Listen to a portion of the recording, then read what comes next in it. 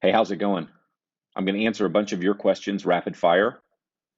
I grabbed these questions from the last time I did a video like this, as well as my last 3 or 4 videos. If you want more of this, post your questions below this video and like this video.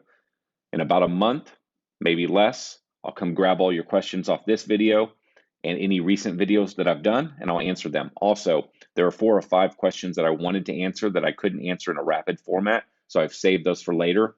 I'll eventually get to them. Starting at the top. If you had to pick one for personal wealth, exercise, healthy diet, reading books, healthy diet. I want to start my landscape business. I have the basic skills of mowing and trimming, but I don't have all the skills, but looking to learn more of the skills, looking for resources to learn more. Do you have any recommendations? Yes, get out there and do it. Start part-time. Assume we're talking about mowing. Maybe we're talking about fertilization, weed control. I don't know what we're talking about, but if it's mowing, go buy the basics. Just get some properties and get started. Some friends, some neighbors, knock on doors, whatever you got to do, you're going to learn by doing it. Doing it will tell you what questions you need to ask. That's where you start. There's a million places online that you can go find people and ask questions, but you just don't even know what the questions are yet until you get out there and you start doing it. If you haven't ever even done the business, you could go get a part-time job or a full-time job with someone in the business, and you can learn the business working with them for some number of months. I've been solo for 6 years, and I'm happy with it. What would be your top 3 must-read books on starting and running a small business? So I pulled those up. These probably aren't the exact top 3, but let's start with this one as my number 1, The Ultimate Sales Machine by Chet Holmes. You could basically read this book 10 times and you could work through it, read no other books, and it would help you be way more successful than you would be otherwise. You could pretty much just keep reading this and actually living the book. You do pretty good. This one's old. I don't follow Dan Kennedy anymore. If you followed me on Lawn Care Millionaire for a while, you know that he was probably the guy that was most influential in my life, that from a marketing standpoint and a business standpoint, that opened my eyes to ideas that then allowed me to meet a lot of other people. And this was one of my favorite books. The reason it's one of my favorite books is because, and I haven't read this book in probably 8 years, but back in the day, it was one of my favorite books because it was so easy to consume, and it felt like he was talking to very small business owners that don't have a lot of money and need to figure out things that will actually work to get their business to grow. And this guy, sort of a direct response marketer as well, Jay Abraham, he usually talked at a little higher level than, say, Dan Kennedy, but there's a lot here as well. There's a ton of other books I could recommend, but these are 3 books that I would say have been, and 3 thinkers that have been extremely influential on me. How do you create a business that's enjoyable to work for, even for employees mowing lawns, pushing mowers? First, if you've got somebody working for you that can't stand outdoor work or the idea of pushing a mower, nothing you can do. Starts there. You got to get guys, gals that are willing to do that work. They don't have to love every minute of it, but generally they have to be happy with it and okay with it. After that, you take good care of them. You're kind to them. You do extra things for them. You pay them fairly. You build a big profitable business, big as in, maybe big's the wrong word. You build a business where you charge average to above average rates so that you can pay average to above our average paychecks, hourly wages. So basically you take care of them and you pay them well. Quality control. I'm currently running 2 crews. My guys are great, but as we grow, I can see quality control would be a problem. We need to stay on top of it. Do you have any policies, procedures? Yes. Show up at the jobs, spot check the work. Show up the jobs when they're there, show up the jobs when they're not there, inspect work, create a process so you periodically roll through your properties and inspect the work.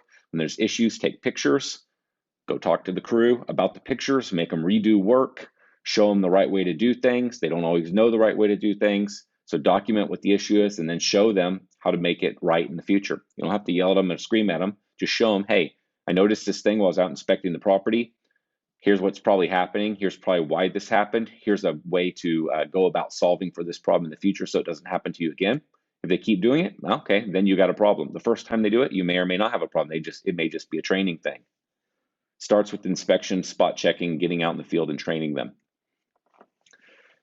Your videos, okay, great. Thank you very much for saying the videos are good. I appreciate that. I just went through a major pruning phase. Yes, I included this for a reason. I just went through a major pruning phase in my business and got rid of slow pairs, out of the way lawns, and I did a 10% price increase across the board. So what does that mean? I wanted to put this in here as an example. A 10% price increase means that the 10% that he just raised prices is pure profit to the bottom line. If he made $100,000 last year and he just raised all prices by 10%, he will make an extra $10,000 this year. He just added literally 10% profit to the entire business. It's all profit. Unless he was losing money last year, it's all profit. By getting rid of out of the way lawns, he's reducing non-billable time. He's reclaiming non-billable time using the same team and the same time he was already paying for and now reselling it, near pure profit. Got rid of slow payers, just makes for a better business, frees up room for the better clients closer to your other properties that will pay you your newly increased 10% prices, more profit. Very good, very smart.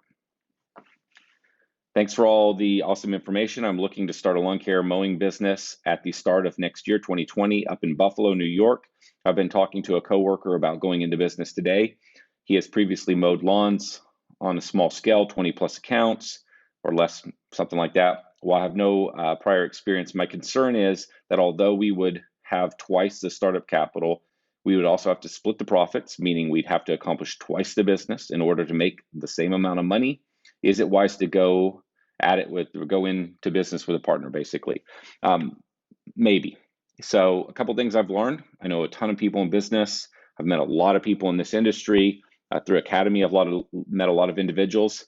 There are a tremendous number of businesses that are profitable and successful and big in their partnerships. There are a whole lot that are not. If you look in a lot of industries, you'll notice that a lot of the most successful businesses are actually partnerships. The dilemma is, in your partner that you're picking, do they bring to the table a completely different skill set? If all you're solving for right now is the basic knowledge of how do you go get properties and how do you do the work, that's too easy to find on your own. Don't get a partner for that. If you're trying to solve for capital, meaning you just need a little bit of seed money to get started, I would recommend that you try to be creative and solve for that problem without getting a partner. It will be the most expensive money you've ever taken in your life if your business becomes successful later, because they will own possibly half the business for a small amount of capital.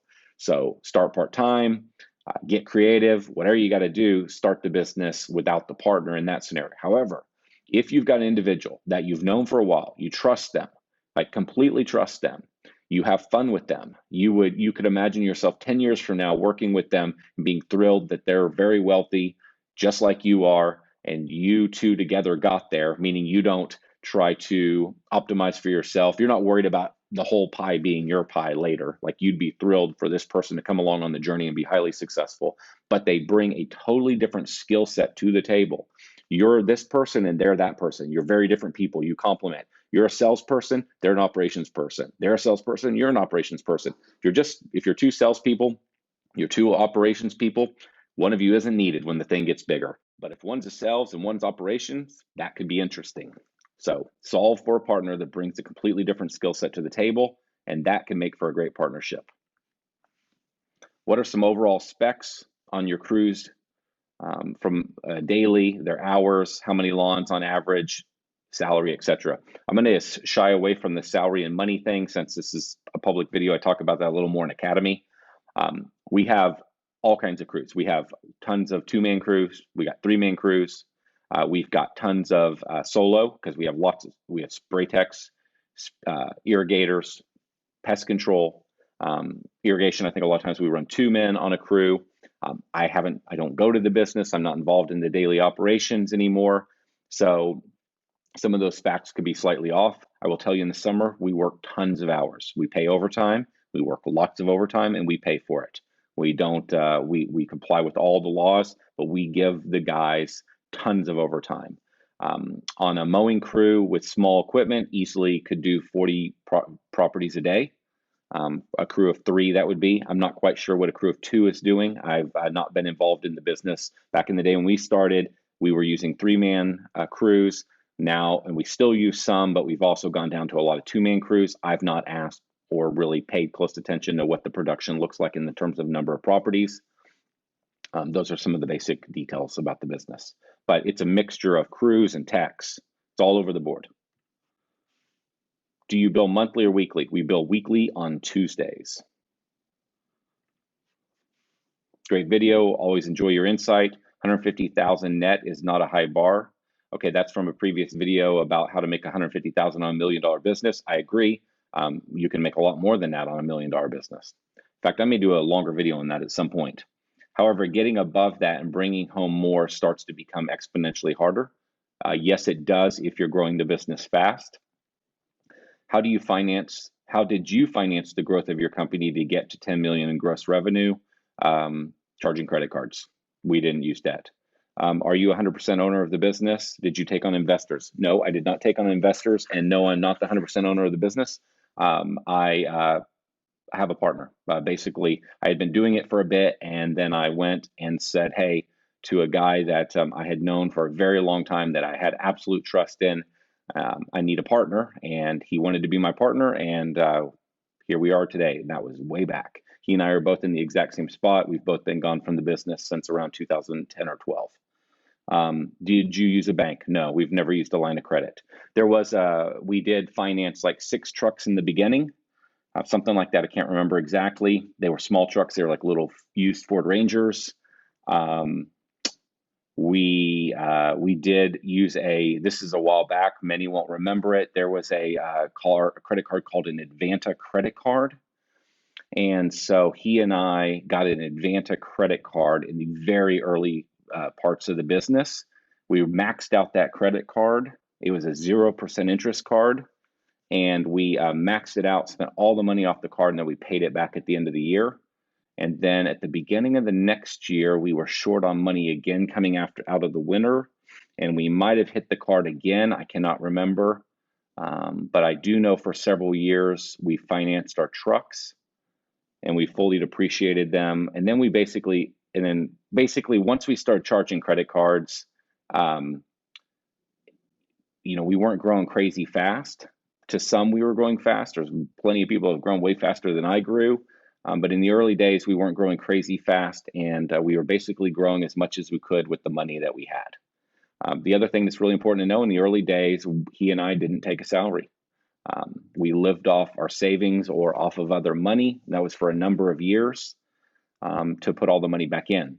So it's an advantage that we had. We rolled the money back in so that we had more capital to buy trucks and equipment and pay other people to do the work so that we didn't have to do all the work.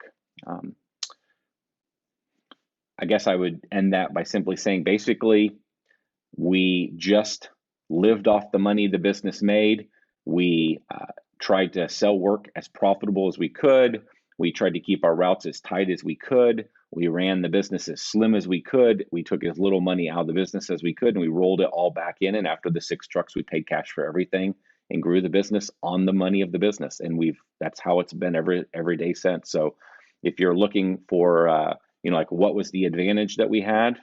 The advantages that we had were we used that credit card at the beginning of a year, and we paid it off at the end of the year. And we financed 6 trucks in the beginning, but I thought they were like $4,500, $6,000 Ford Rangers. We paid cash for our equipment.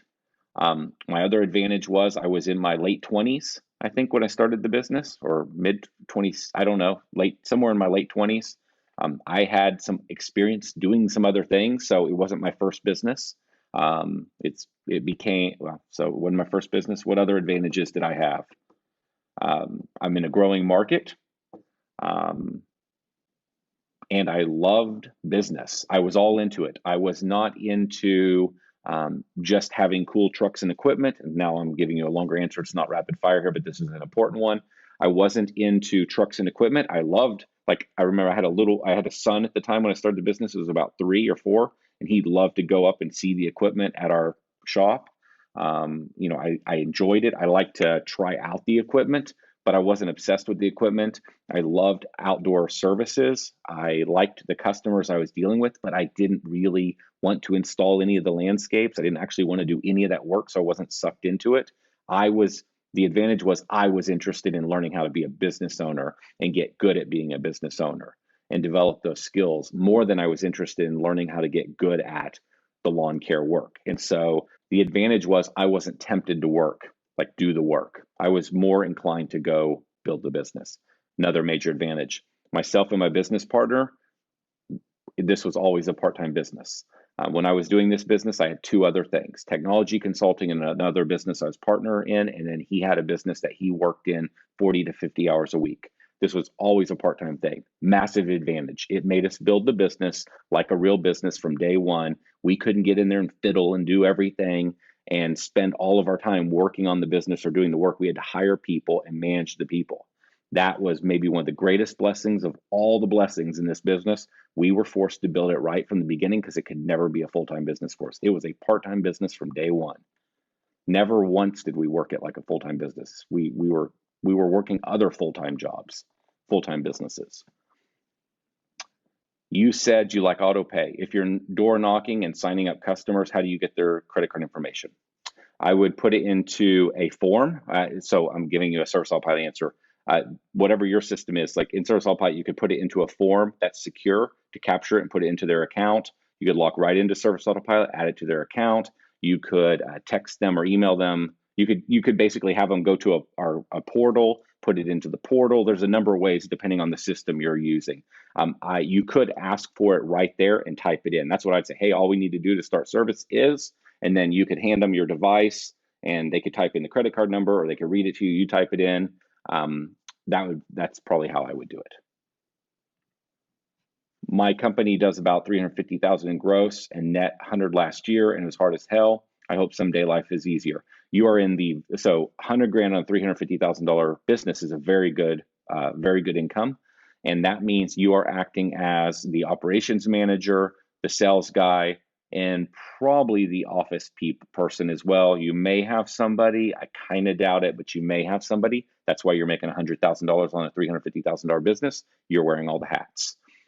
It's going to be hard as hell, and it's not going to get better. It's going to only get worse until you start to hand off other hats, meaning you get an operations person, you get some people in the office. So your only option from here is to take a pay cut, hire that person immediately to make your life better, or to freeze your income and don't take any more money for as long as you can, and now start hiring in all the puzzle pieces, all the people to fill in all those roles and get them trained up, get them firing at full speed. That's how your life gets better. But that's why you're making great money, because you're wearing all the hats, but you are paying a price for making that kind of money on that small of a business. One of my friends has a $30 million landscape maintenance company and a tree care business, so I'm sure he's making 150. So I'm sure 150,000 is possible. This is my video about $150,000. How can you make $150,000 on $1 million business? If you're running a $30 million company, just to speak to this for those that don't understand what's possible, if you're running a $30 million company, you got to a $30 million company because you have systems and processes and people and leadership and everything in place. On a $30 million company, I see them running as low as 5 and 7% profit. Man, I would never care to own that business. I mean, that would not be exciting to me. I think very realistically, a ton of people on that business could extract 3 million a year. That's 10% profit. My belief, based on my experiences, you could extract 6 million out of that business. So the idea of 150,000 on a $30 million business, if that's all you're making, that's a horrible business. And that's not what this individual is saying. I'm simply saying the real number on that business is probably somewhere between 3 and 6 million is what's being extracted out of that business per year in profit. But that depends on a whole lot of factors and how they got to that 30 million. It could be saddled with debt. It could be unprofitable. There's all kinds of things. But if that business has been built right, entirely possible that somebody, I would say, is making 4.5 million, very realistically, maybe more. Probably more, actually, depending on how they built it. Jonathan, how would you run your lawn care business if all of your workers only spoke Spanish? and you can't communicate very well with them. I'd go find an individual that can speak Spanish and English, and I'd hire them, and I'd overpay them if I have to, and I'd solve for that problem. That guy for me was a guy by the name of Elder. Changed my life. He could speak Spanish and English. His English wasn't great, but it was good enough that we could communicate, and he could help me. Got me through the tough phase until we could hire more individuals that spoke both English and Spanish. I've never really thought about, I've never really thought about a 30-day term as a loan, but that's absolutely correct. So this video was the idea that if your clients are paying you on net 30-day terms, and you're essentially making loans. I wish I had a way of shortening it more, but I work exclusively for homeowners. Idea may not work for you. This was my experience in a different business. Instead of raising prices, we renegotiated terms one year. So instead of the price increase, and these are commercial properties, we said, what if instead of a price increase this year, you pay us weekly? So it worked. 150,000 off $1 million, that's a terrible profit margin. I will probably do a longer video on this because it's not a terrible profit margin if you're growing your business. If you have a $1 million static business that you're never going to grow it bigger, or it's growing very, very slowly, or basically you're replacing existing clients, then yes, I think you should optimize to do better because you're keeping the business small.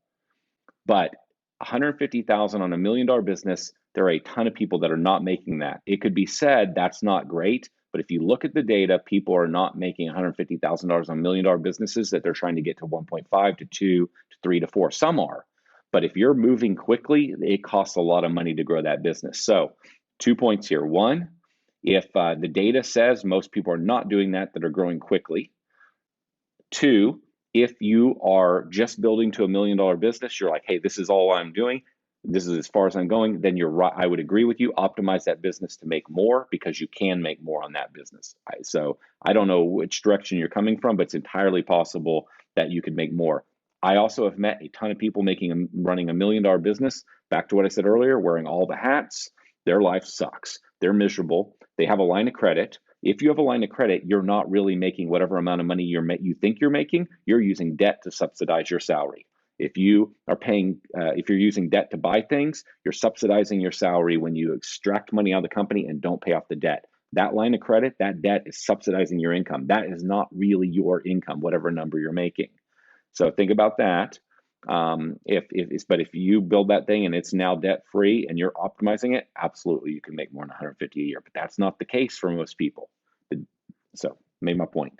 I'd love to talk more about that. So if there are questions, I am more than happy to answer them. The thing I wanted to say is I know a ton of people that I've met a lot of people that are making really good money on $1 million business, but they are worn out, and it's a sucky business because they've not built a team around them. They have built a really high-paying job that requires tons of hours and maybe some amount of debt. And that is not the kind of business I'm talking about. When I'm talking about making $150,000 on $1 million business, you are still growing this thing. You're building a team around you. That to me is more of a real business. And it's expensive to build a team around you and grow quickly and take a lot of money out of your company. All right, post more questions below this. I will answer them next time. See you later.